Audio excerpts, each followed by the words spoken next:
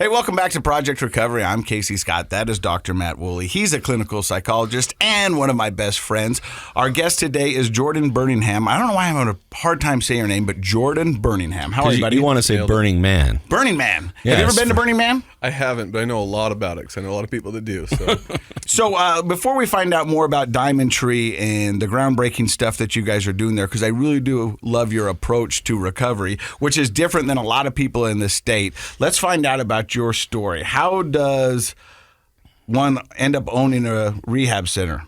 Good question. I'm still asking that to myself every day a little bit, but as you guys have asked, I'll take myself back a little bit. Grew up in Davis County and had a lovely family, lovely parents, right? One of those situations where how did I end up on the streets slamming heroin and cocaine? Right? How? Also, being one of the younger children of the family, emotional regulation, being able to express my feelings at the dinner table, things like that. Over the years, you start to see little things that contributed to why maybe I had some issues. The youngest child typically goes to grandma's house when all the older kids have choir concerts and basketball games and things like that. She was way ahead of the times with plant-based medicines. She didn't ever have a refined sugar in the home, like dairy. Like she was just Very health conscious. Very health conscious. Did she have wheat germ? Because I grew up with wheat germ. Yeah, a lot of different things. Sprouts. She did a lot of sprout stuff. And she'd walk. She did date these guys. I remember she was single from like age 28 to 70 or whatever, and she would date these like millionaires. And I always thought it was weird. I thought she was kind of playing the field. Thought, good for you, Grandma. But looking back, I realized she would date him for months, and they would go and like cure their cancer, their heart, like whatever. And then she'd go to the next guy, right? She'd just feed him healthy meals, take him for walks around the park, across the street up by Mueller Park. And I just thought that was wild, but she's way ahead of the time. So that's how our plant-based medicine, my passion for that started to develop, was her health knowledge and writing cookbooks and traveling and doing that. And then, but we don't want to hear about that now. We want to hear about you slamming cocaine and heroin on the streets. How did you get to that point? Let's get there. So as I was growing up, passion for basketball, like traveled the United States playing basketball, that was my passion, right? I now understand I had a genetic component, right? I had some alcoholism and some things in life that created some reward deficiencies in my neurotransmitters and a need for more dopamine and more of those neurotransmitters. And so I was getting that met through the passion of basketball and some of my adrenaline-seeking activities. And come junior, senior year of high school, blew out my knee. And, so you've got the genetic components. I have some emotional dysregulation and ability to manage my emotions there. And then you take away a passion that's fulfilling an unmet need.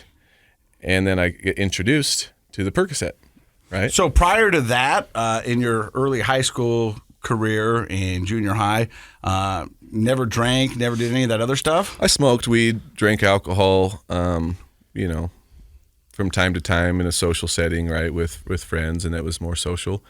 But never really felt like that was a... Did you have a history of like adrenaline-seeking behavior? Yeah. Were you the kid that jumped off the roof with a Superman cape and all that stuff? Yep. Crawling down crazy tunnels and just whatever, right, as a kid, just adventurous, just extreme, I was definitely... And I don't think a lot of people, I want you to slow down and explain what you mean by reward deficit, Sure. Because I think a lot of people don't understand, that kid just has a lot of energy, but explain to the listeners what you mean by that, because it's very interesting and it's a precursor to, put you at higher risk for substance abuse. Absolutely. And I'm like, so I get the chills, like literally when I talk about it, because it's so important to me that people understand that and start to get prevention stuff like the DNA test that can tell you what reward deficiencies you have and a nutritional recommendation. So with reward deficiency, for example, we know now that trauma is passed down. Have you seen the lab rats at you and all that, right? The father-parent rats got exposed to the orange blossom and shocked, and then they had offspring that never got shocked, but they smell orange blossom and they have a fear response. So we know genetically trauma and things are passed down. So you have that component. So people that have like grandparents that have been in wars and through hard stuff, we adapt, right? The human anatomy is amazing. We adapt to stress. And so some of them had to put together in their brain some more neuroreceptors to probably handle and cope with some of those things, right? And then we get passed down that genome and that genetic code. So now some of us, like, we're actually capable of doing really amazing things. Warrior, adventurous, right? That. But you put you in your cubicle, a desk, and expect them not to like kind of act out, like that's going to be a problem, right? And so that's you're reward deficient. You're needing more stimulation than the average person. Some people can read a book and be content. Me, not the case. Right? Like I do want to run and explore and adventure and jump out of airplanes and do things like that to suffice that dopamine deficiency. See, I tell my kids to do something every day that scares them. And they go, why, Dad? And I go, so you know you're alive. When I say it now, I used to think I was being a good parent, but that's how I live. You know what I mean? That's what keeps me going is You could say it's because you're reward deficient. Yeah. I mean, I'm just kidding. But probably. But there's something to that. I mean, I like to do scary things because it lets me know I'm alive. And so I don't know if my kids are like that, but I always tell them that. Well, what we're talking about is they're at higher risk, so to speak, genetically because they're your kid, and we see this. How many of our guests on this show over the last 2+ years have had they may not have used this language to describe, technically what's happening. But how many of them were like this? I mean, a high percentage of our guests are like this. So you were always looking for the extreme things to keep you going. Yep. Sports, whatever it was to stimulate and suffice that unmet need chemically. And right? you said that basketball kind of met that need for you. It was giving you what you want. Yep. And then all of a sudden, an injury takes that away from you. And you were playing at a high level. You said you're traveling the country. Was that like I just Super League received, ball and that kind of stuff? Some scholarship offers, junior to senior year, like getting excited, playing well. I loved that. That was almost my identity, which is another issue. But yeah, that passion was feeling that. I was traveling. I mean, it was connecting. I was, all those things. And so the injury comes and no longer able to suffice that with the passion of basketball. And you introduce a chemical, the drug, the Percocet, that also produces dopamine and does that. And so my brain's like, oh, this is the answer. Like, you don't need to do anything else. Like, this is sufficing that unmet need in your brain chemically. What year ish are we talking here? That was 2005. Okay. 2004. So I'm just thinking about the opioid epidemic and when it really came to a head in the 90s and early 2000s, right? I mean, so Percocet and other opioid prescriptions were just easy to get. Not regulated well, yeah. But here's another example of an addict getting introduced into a substance by a prescription. Yeah, and very little conversation about the addictive potential. But obviously, we know that the pharmaceutical companies didn't really explain that super well to the physicians prescribing either, but not enough emphasis on that for sure. But after taking it, you realized that this was going to meet the needs that you were searching for. Yep, neurochemically, yes, for sure. And so you feel good on it. It suffices that need, and then you become chemical dependent first, right? The chemical dependency comes first, where if you don't take it, you don't feel as good. That's chemical dependency, not addiction yet. Addiction, there's other factors, right? Loss of control, use despite negative consequences, right? That comes later on. That took 2 more years of now I'm taking more to work, to not feel the pain, to numb and emotional numb, and to work harder and to do different things. And then the doctor takes the prescription away. Then what do you do? Because you are chemically dependent and you got to still function and work. So what do you do? So just so we can get everybody on the same page, you said for about 2 years, you don't feel like you were addicted. It was just your body needed it. Chemically dependent. It's a step before becoming. But that's the first time that's ever been uttered on this podcast. I mean, it's crazy. I've never heard it like that. Well, we've talked about it in different ways, but yeah, I mean, this is a very specific. I mean, it's a good way to think about how that progresses. Chemical dependency first can happen in 5 to 7 days. Most people have it, don't realize when they get off their prescription after a month. They feel a little sick or not. Most people don't even notice it's attributed to the medication.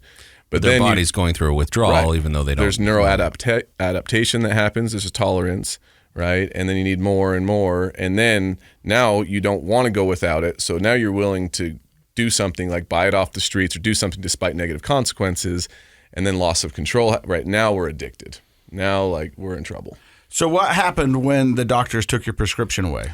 So I still needed to function and work, and I employed 16 of my friends at the landscaping business at the time, and a lot of them, you know, we were partying and all that, and so they'd be hungover. So you in the morning. graduated from high school, but without a basketball scholarship or future. Lost all that I'd worked for. And you went to you were entrepreneurial enough at that age. Instead of just playing Mario Kart all the time, I did that too. You did that too. Okay, good. You employed a bunch of your friends to do landscaping? Yeah. So I had a little business since I was about 15, and then once I got to 19, partnered and it's actually Lawn Butler. I don't know if you've seen that around. Yeah. Rudy brought me on, and we partnered up, and we got our first 100-unit complex. We needed a bunch of guys. I had a bunch of friends, but they're hungover in the mornings. Oh, I don't want to go to work, right? So I got to handle all their work, and you know, so I needed more of the oxy or whatever to get through. So I just started buying it on the street, and that's how that started. Then wintertime comes, work slows down. Can't afford 4 oxys a day. Gonna say those are expensive. Very. Right? Yeah. What, about $80 to $100? Worth more than weight in gold, I think. Like at the They time. are. Like, Yeah. At the time, yeah. Yeah. So then it's like, okay, I have a friend that's like, okay, well, here's opium. That's how it was presented to me. Here's opium for $10 that has the same effect as a $60 to $80 pill. $10, $70. Same effect. This is just a plant, right? It's all natural. It's heroin, right? They didn't tell me that until I'd done it a couple times. It's like, I'm like, great, I've done heroin now. 1800s here. Yeah. So, that's how that progressed to that point. You know, financially, it just made sense. You know, you can't afford the other. You can't function without it. That happens in every single case because nobody can afford to keep those pills flowing. So while you're doing this, at any time, did your large family or were you married? Did anybody go, hey, you might have a problem? Yeah. That's funny you say that because when the heroin started, that's when I was like, you have to be real stupid not to think twice about like heroin, right? You hear that enough. People are like, that's a bad thing. I wasn't that stupid. I knew like that's not a good thing, but I was in a bad situation. I had to just, cope. And that's how I could cope with it. And so once that started, I reached out. I said, I need to start getting some help, right? I started seeing a doc in Bountiful and getting Suboxone. And that's when I did the Suboxone and some counseling and trying to get off. Suboxone is good for a lot of situations. I'm not bashing it, but it's really, really difficult to get off. And so once I was on that, I was pretty much stuck. But my family did an intervention because they wanted me to get treatment. Because for me, anyone I've known with Suboxone, it lasts 3 to 9 months maybe before they start going back to another drug because it doesn't have the same effect, doesn't feel as good, kind of makes them nauseous, and so they start going back to their drug. So a lot of them just substitute when they can't get the drug. They'll use Suboxone and they go back to using, and that's what I was doing. So I was still using heroin when I could find it, and I used Suboxone to keep off withdrawals, and I just kept, was a functioning addict basically. And then at some point, my family knew enough was going on. I told my brother, who was close to me, about how bad it had gotten. Because I started slamming. And slamming, for those who don't know, is syringe. IV usage. And I was doing cocaine, heroin, the speedball back and forth, which is obviously very dangerous. This is the one that killed Chris Farley, John Belushi. A lot of them. Yep. And so the counselor had done the whole thing with parents about not letting me have a comfortable place to use, which is smart. So I got kicked out and started, lost my job, lost my house. How old of a guy were you at this time? I was 19. I was between 19 and 20. So in 2 years, this just went. Yep, from about 17 to 19 or 18 to 20 is when all that just started going downhill big time. So I'm homeless, slamming, not a good situation.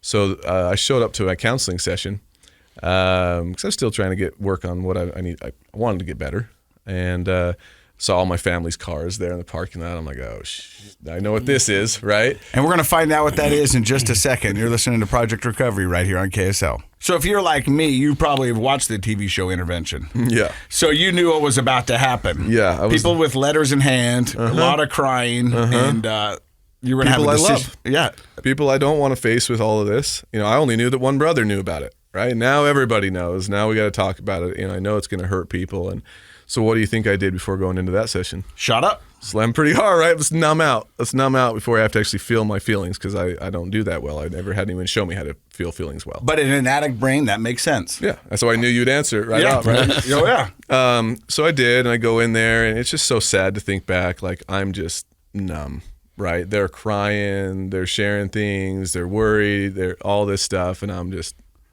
nothing, Right. So I've never done heroin, and so I don't know. But like, did you hear any of the words they said? I mean, did they cut through? I'm curious of that because I've seen the show enough to go, do the words get through? Or are you still just going, I'm just waiting to get out of this and I'm gone? Kind of a combination. Like thinking back, I literally don't remember the conversation. I kind of know what the result was of some of the letters and things, but most of the words, I don't remember any of it.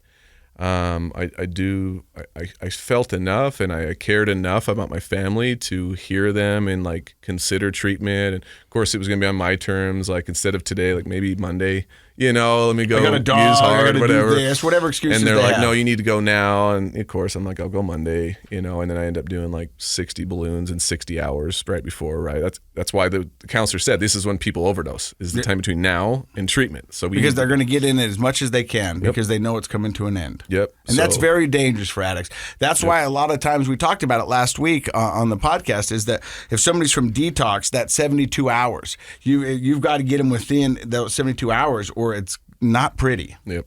So that was my situation there, but I did commit to go. What my forcing factor for me, motivating factor was for me was my family said that I couldn't be around the nieces and nephews anymore, right? And so for me, that's what it took for me to be like that's a big deal to me. Like I love them, I want to be in their life, and so life wasn't great anyways. So I just need that little extra nudge, and so families just need to know that, like, put your boundaries in place, like. If they're not willing to keep to and be healthy and be in treatment and do the right things, put your boundaries and keep to them. Make those consequences, make it happen. And the less comfortable the individual is in their using life, the more likely they are to change. But if you give them food, give them money, give them a place to stay, anything that keeps them more comfortable while they're using, less likely they're going to stop. How hard was that for your parents? So hard. Can you imagine? Like, I get emotional just even thinking about that. I had to do an intervention with the family last night, and they can't do it yet as far as like cutting them off. But like my family had to kick me out knowing like I might die, and they have to accept that I might die and cut me off. How hard is a parent? I personally have, because I've heard that a lot on the show, and I know that's the reality, but I think about myself as a dad, not as a doctor. And as a dad, I don't know. That's tough, but it is what it takes, isn't it? So I just spoke to the family, obviously anonymous for sure, but the parent was actually helping give a little bit to the child because of the benzos and different things, because he says, damned if I do, damned if I don't. At least I know what they're getting. At least I know that like I can control it. If she gets it from me, she's going to get somewhere on the streets from someone. False sense of control, but I understand. As a parent, you're desperate. You think that, right? Yeah. You think I'm helping when you're really enabling. Yeah. Right, but you can see why they think like it could be laced with something, and they could overdose from that fentanyl. It could be on the streets, they get robbed or whatever. Like that's not safe for my daughter or whatever, right? So I'm gonna at least try to control it. Yeah. But it's not helpful. It's not. So it's tough. So after 60 hours, 60 balloons, you show up for treatment. Yep, with our buddy Andy, right? Andy. Yeah. Oh, Andy Gold, yeah, the comedian. Yeah, we got to share some good war stories on his podcast, but. So yeah, I go to good old Ogden Regional, bless their hearts. I don't even want to go down that path, but just higher than a kite, and so you go into treatment. I ended up, it's like on 16 milligrams of Suboxone, just this cocktail. I'm like higher than I'd been on all the heroin and everything. But there's a reason to stabilize them with stuff they can control. I get it, right? There's a medical reason for that. And then their thought process is they'll taper you off in a safe manner. Yeah. And it's medical procedure, it's standard practice, so no one's doing anything that they're not supposed to try to do at the time. But get in there, and I would cheek some of it because it was too much. I knew, I'm like, I don't need more than 8 milligrams for sure. Like my receptors can only handle so much. That's other parts just too much. So I would cheek it. For those of you who don't know, cheeking is the process of taking a pill and putting it in between your teeth and your cheek. Just save it for later or whatever. Yeah. For whatever reason. Yeah, for whatever reason. I remember I was in rehab and some dude goes, "You're not taking that?" And I go, "No, I don't think I need it." And he goes, "Well, why don't you get it, cheek it, and then give it to me?" And I was like, "You're going to take a pill out of my mouth?" He goes, "Yeah." And I go, "I'm not doing that." That's exactly where I'm going. It's funny you say that. So that's what happened to me is I cheeked it, and I had a guy in there across the hallway. He was coming off his taper, and so he's hurting, right, from coming off Suboxone. He's like, "Dude, can you just cheek me some, man? Just a little. I just need one more little bump before right?" So I did. Of course, it's in my mouth too, right? You'd think about that. That's kind of gross, but they don't We're care. French kissing, They're basically. hurting. I think hygiene is out the window at this point. yeah. Probably if you've been living on the street Yeah. and slamming cocaine and heroin. Yeah. So I shared with him, and he outed me in group that afternoon. Secrets keep you sick type of thing. And I'm like, oh man, I thought we were homies. Like, but bless his heart, like it helped. If it wasn't that hard, because I went from 12 milligrams to nothing, had a seizure there, like didn't sleep and eat. I mean, it was miserable. But if I didn't have something that hard, I'm stubborn enough, I probably would have gone back. But after that, I'm like, I don't want to go back to that. We've had a lot of people on this podcast who said they welcomed death but feared Withdrawals. Yeah. Like they're like, I'm praying for death because I do not want to withdraw. Isn't that crazy? But it's true. Like it's so miserable, not sleeping, just mind racing, going crazy. Like a lot of people would rather be dead than have to deal with all that pain and central nervous system ache. It's miserable. So after the Ogden Regional, did you go into an inpatient treatment facility or did you do it there? So, no, I did. They didn't have the residential at the time, so it was just the ACT, and then I got transferred over to Cold Creek there, which is the building that we now own and operate out of. Diamond Tree. Went there and, had a good experience. How many days did you do?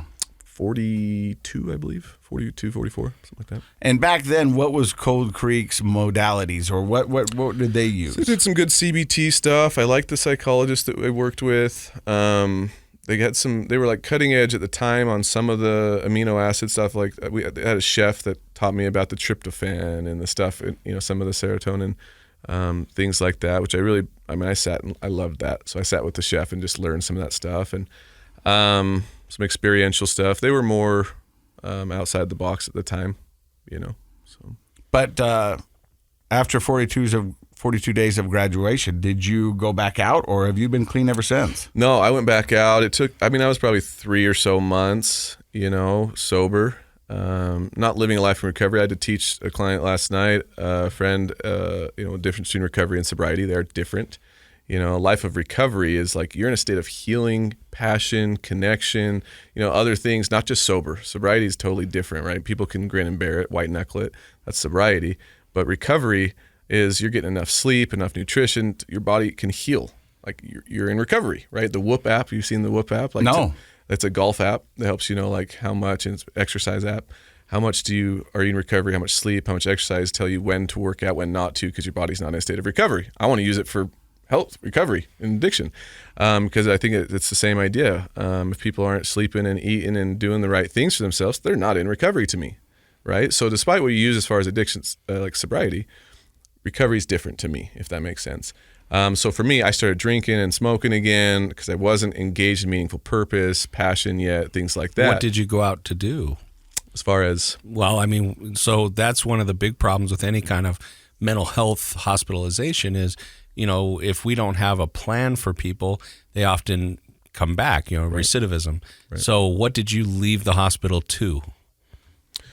So, did you go back to not a lot of aftercare or anything like that. I went back in. What I tried to do is get into work. Right? A lot of people are like, I'm going to go find a job and get into work, which I was lucky. Did you have a place to live?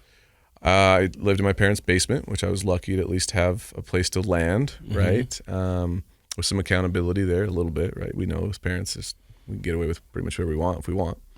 But got a job at Integrated Wellness, Bountiful, with those docs there, and a lot of that saved my life. Honestly, those guys there mentored. They're great leaders, good friends to this day, and it was in line with holistic healing and things like that, and pain management. And so that's a lot of that model and the nutritional components with the functional medicine doc I learned and helped bring into the addiction space for treatment. And that's kind of where that came from. Why did you go back out? What walk me through what happened. Yeah, socially, right? The same things you were talking about, the lies you tell yourself, like social anxiety, like it helps me connect better, helps me make friends. The same thing, I love saying that to the clients of like, what are the reasons you thought it was helping you?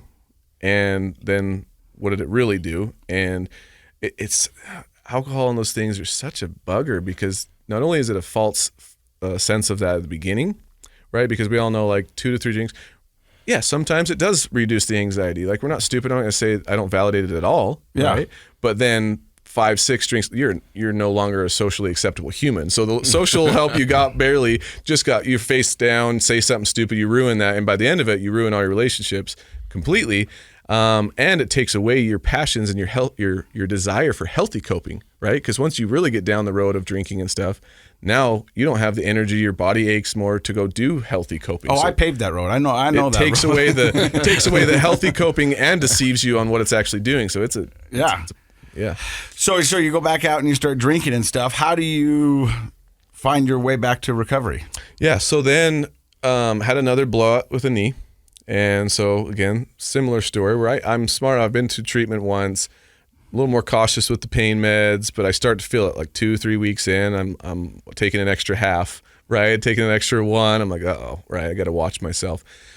And started using Subutex to try to get off of that. And so I'm like, oh, dang it, like I'm right back into this, right? And then it was through integrated, like, managing my pain. Like I had legitimate pain. That's why in my ideal future. So did you, I hate to interrupt, but just because of who our sponsor is and what we talk a lot about here, did you ever think to have a conversation with your physician? Like, I'm a recovering addict. Did you have that conversation? We did. And I actually am close with Use As Directed up in the Davis County area. I actually supposed to meet with him tomorrow. So big into that. We did. And my mom made sure we did, right? When we go in, hey, and by the way, my son's an addict. But yeah, she did. My mom does that. It's And always here's a the little deal. embarrassing. You're like, oh, thanks, Mom. Here's the hard part, right? Here's the hard part. I ruptured my patella tendon. I mean, that was significant. Yeah. Right? Yeah, so like yeah. my mom's in there, he can't have pain. I'm like dying in there, right? And the doctor's like, I understand, but like this is significant. Right. Yeah. And This is what this stuff is designed for. Yeah. Yeah. And we do want to manage and have you control it when he gets out. Like there's things we can still do, but like he's going to need it. Like we're going to put him under, we're going to do surgery. This is a significant thing we're doing. We're drilling into the bones. We're doing, right. Like it's a big deal. So yeah, I mean, I needed it.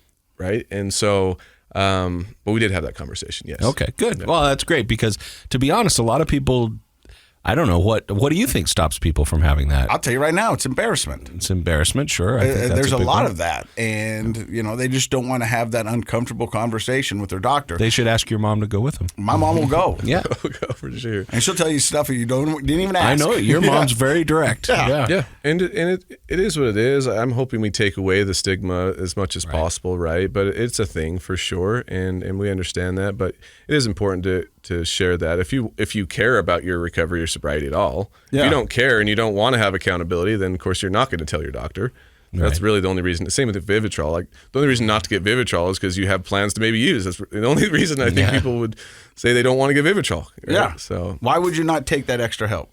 Yeah, quiet the voices and block it. So how did you find yourself back to the road to recovery?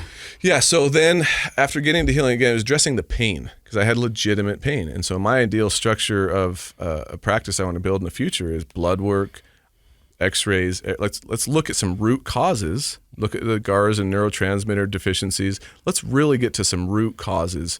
Like I had legitimate back pain. I have a short leg. I had things going on and spurs in the back. Like there's stuff going on. Like I'm not just wanting to have painkillers for no reason. Like there's some stuff going on. So addressing that, getting some physical therapy, strengthening, balancing a lift on one side, my back pain starts to go away. I don't need that stuff anymore, which was huge. So then I needed to suffice the reward deficiency with healthy passions, connection, the oxytocin you get. That's why connection is the opposite of addiction a lot of times, right? Yeah. And that's what got me back on the road to recovery. It was just healthy structure, time management, meaningful purpose, starting to go to school for a career I was passionate about with counseling, helping people, serving people. It took a village, and it took me doing a lot of different things in my own life, structuring a balanced lifestyle schedule, nutrition, fitness, all those components came together that got me on a path towards recovery. See, what he's saying, Dr. Matt, is what you said in the beginning of this podcast, is it's the pillars. He was building a strong foundation. Yep. 4 pillars and of health. and you have to have all of those pillars. If not, your house will crumble. Yep. And you found the recipe for it. Yep. We do a recipe for success card with all of our clients because it's individualized. There's no silver bullet for sure. And then you have we have mental, physical, social, and spiritual pillars that we look at the program. So today, how long have you been sober? I think I'm on 6 years now. So it was 11 years ago I went to treatment. So I dabbled for about 4 or 5 years.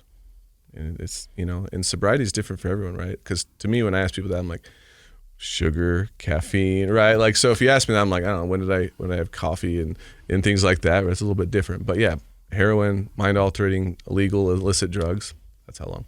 That's pretty awesome. We're going to find out more about that and what the Diamond Tree is doing in the world of recovery. You're listening to Project Recovery. Stick around. Hey, welcome back to Project Recovery. I'm Casey Scott. That is Dr. Matt Woolley. He's the clinical psychologist. Our guest today is a wealth of knowledge. He is the CEO and owner of Diamond Tree. But Diamond Tree is just not an inpatient rehabilitation center. It's also a detox center, an IOP. You guys have a lot there. Tell me a little bit about that. Yeah, so we've got a full continuum. When I came into it, I really wanted the residential rehabilitation because I think that's huge. People need to do healthy habits, a controlled environment to get away from all the stuff that got them to where they were. So that was important. We got that going, lifestyle medicine, all that stuff. But the detox component was huge, right? And there wasn't really anybody doing detox that really got people off the chemical dependencies. It was just switch it to a different addiction that's legal, that's prescribed. And monitored. Yeah. And to me, like the whole brain science of addiction of the frontal lobe and the amygdala, like you're still putting addictive substances that keep the amygdala very active and in control of decision making and skewed, decision making and stuff like that. And so I wanted people to have the option to truly remove chemical dependency, and what we do called frontal lobe rehabilitation.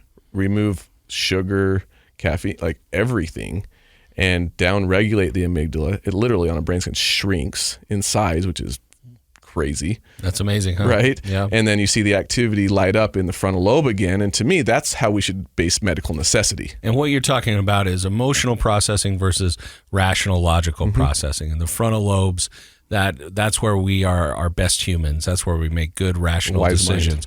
Our primitive brain and the amygdala, that's emotional impulsive thinking. Is that the fight or flight guy? Yep. Yeah, that's when you have fight or flight, your frontal lobes are going dark and your amygdala and hypothalamus are lighting up.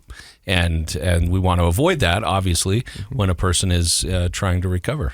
So it sounds like you guys are doing things a little bit different up at the Diamond Tree. We really are trying to change this industry to be more evidence-based on some new innovative things like the DNA testing, the frontal lobe work, nutrition, the microbiome, mindfulness, all of those things and components, and try to pave a new path. It's not about just group therapy and medication. I mean, what's our success rate right now with that? Yes. I mean, but see, that's the problem. So I like the 12-step. I'm not a 12-step guy, but for the long time, that was the gold standard in recovery. And then it went from 12-step for AA to Narcotics Anonymous to Cocaine Anonymous to all those. And it's a good product, and it helps out a lot of people, and a lot of people's lives have been saved by that. But, I mean, you look at our cell phone and technology and our advancement in education and understanding the mind, body, and soul. I mean, there had to be some new things coming out to help those in recovery. And it looks like you guys are kind of leaning towards that. For sure. The malnutrition in the country, all these other factors that are driving more of the physiological components to it, right? Again, 12 steps helps a ton of, I think everybody should do 12 steps. I think it's great, but it's not addressing all the factors for sure, right? And all the new ones that you're talking about. And so we're trying to address it and have 12 steps and other, modalities available. Because like you mentioned earlier too, like there's no one way for everyone, right? And so what works for me might not work for you. Right. Some of the things might help you, but chances are my exact recipe for my recovery is not blanket fits, one size fits all. It's not how that works. You got to find out what works for you and find your 4 pillars or your 3 pillars that's going to make you whole. I tell people all the time, I got sober to live, not hide. I know a lot of people who got sober and are just hiding from the world because they're afraid